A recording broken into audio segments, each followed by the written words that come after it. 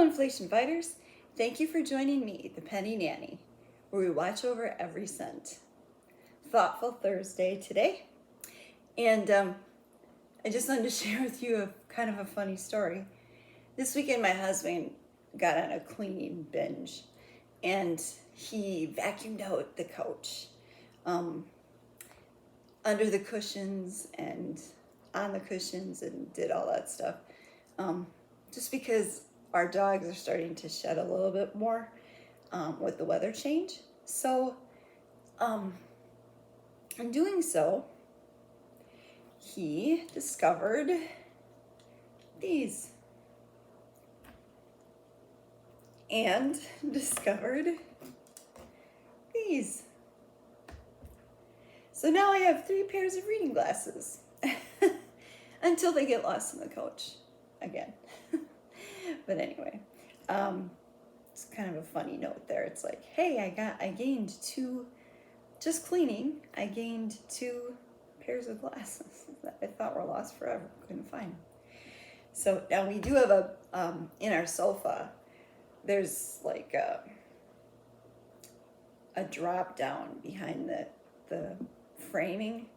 So there could be, maybe there's more down there, I'm not sure. But anyway, I think we would be amazed at what we would discover down there. But anyway, as we're talking about our thoughts on Thursday, all of us are facing really challenging times right now. And no matter where you're from, everything is costing more. And that's stressful and all those things.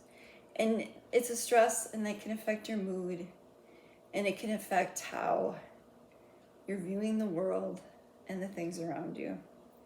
So I want to talk about positivity. No matter what we're experiencing, how we speak to ourselves about the situation and respond to it is really important. Because your brain is a very powerful thing. You can actually, your brain can't tell the difference between a thought and an actual experience. So what you are telling yourself about things has an impact on your brain. Language is really impactful. Think about how you feel when somebody says yes to you as opposed to somebody saying no to you. Those words mean something. So saying something like, I have to do it, can be changed to I choose to do it. And so just in a simple change of a word,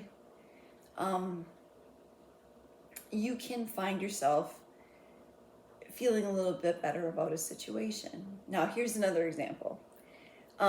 This morning I woke up and I had eaten pizza that had it must have been really inexpensive cheese, or something was wrong with it. It was from the pantry and it was prepackaged. So I was up at 1 o'clock in the morning. Now, I don't have to be up technically until 6:30, but I like to get up early anyway, so I'm usually up by 4. But I was like, oh man, I'm going to be too tired for this. I'm going to be too tired for that. And I caught myself thinking that, and I thought, that's not a good way of looking at things. If I tell myself I'm going to be tired, I'll likely be tired. So I've gone through today just kind of like doing everything I had planned to do no matter what, and staying positive about the situation. So what happens if you can't get positive? Maybe you can just go neutral to the situation, where it's not seen as good or bad, it just is, and doing that can sometimes even help trigger a positivity. you become an observer instead of actively participating or working against yourself in those situations. So I think in these times, we need to be very positive about how we deal with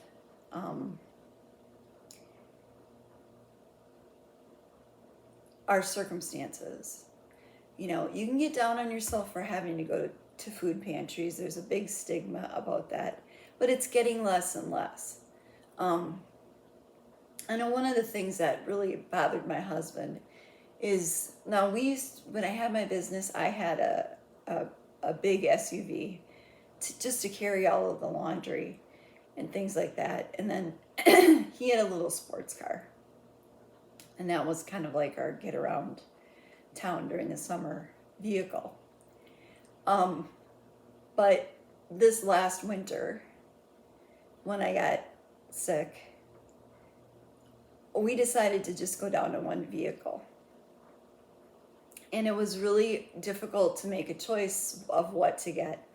But we bought the most affordable, low mileage vehicle we could. Now, that turned out to be a Ford Mustang. Not the best winter driver, but I won't be driving much in winter. And if need be, we can get winter tires for it.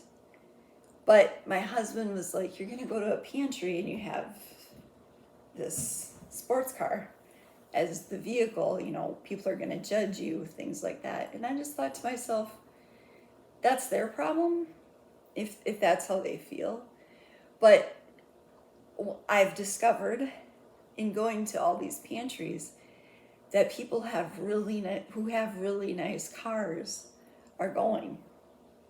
And it's because, well, I bought the car at one point and now I'm not there, but I can't do anything. And you know how the car market is. I'm sure you've heard it in the news. Used cars are crazy expensive. And doing anything like that is just a costly endeavor. And so, you know, my thought was just like, everybody here is here for different reasons. And, you know, so what if you have a nice car? So what? It doesn't feed you. It can get you to where you can get food, but, you know, it can't feed you. So, you know, and so don't be so worried about what other people think too. Don't let that impact you. I've never had anybody treat me negatively because, like I said, there's other nicer, more expensive SUV. I know how much an SUV costs, you know, and our vehicle was not that expensive. So, you know, it's like, it is what it is. So, but just try to think about how you're talking to yourself about your circumstances, you know. Be grateful and have a good attitude about it. You know, stay positive. It's going to help through anything. So we should be thinking those positive thoughts to help us feel better. So watch how you talk to yourself. Be well, be blessed, and know you're taken care of. Bye now.